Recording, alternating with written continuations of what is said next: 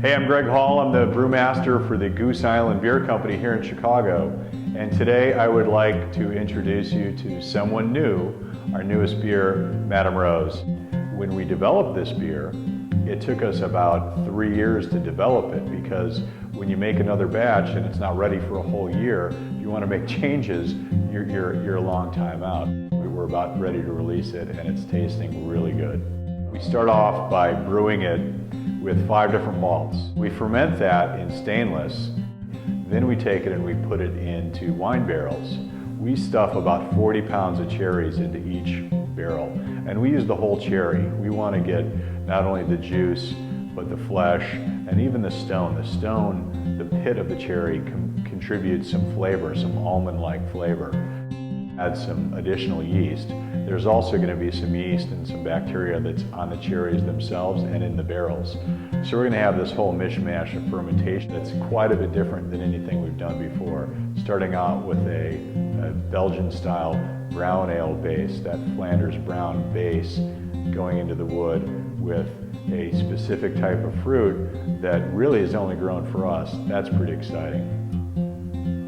Let's imagine you're pouring one right now. You pour it in the glass.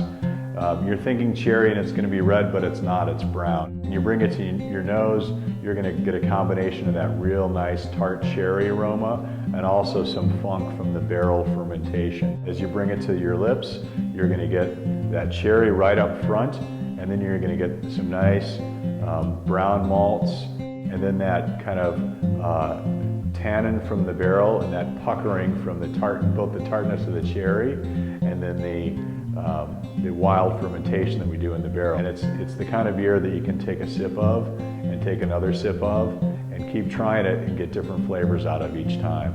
We're real excited about Madame Rose. The one thing I love as much as drinking beer is drinking it with food, especially a nice well-made cheese. The rules of pairing beer and cheese are pretty simple. It's about matching flavor intensity. Got a lot of flavor intensity in Madame Rose. You've got the flavor from the cherry, you've got the brown ale notes, you've got the barrel itself, you've got the funk from the different fermentation. So there's a lot going on there. So you need to match it up with a cheese that also has got a lot going on. And there's kind of 2 ways I like to go with this.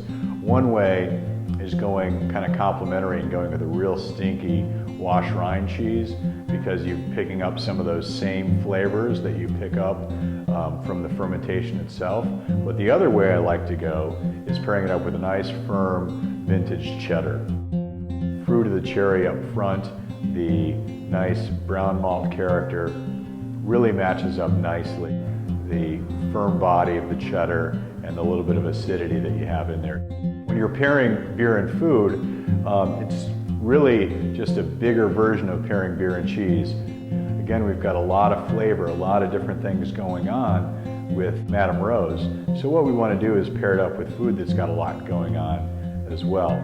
Dishes like a Belgian beef stew, you've got enough acidity and tartness to kind of match up with the richness of the meat. And really any red meat dish, this is a beer that's big enough to take that on.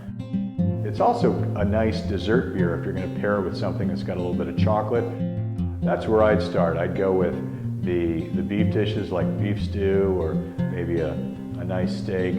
That'd be a real nice match. And you can also maybe finish up the meal with it too, a little piece of chocolate cake or something to pull that chocolate malt character out of the beer.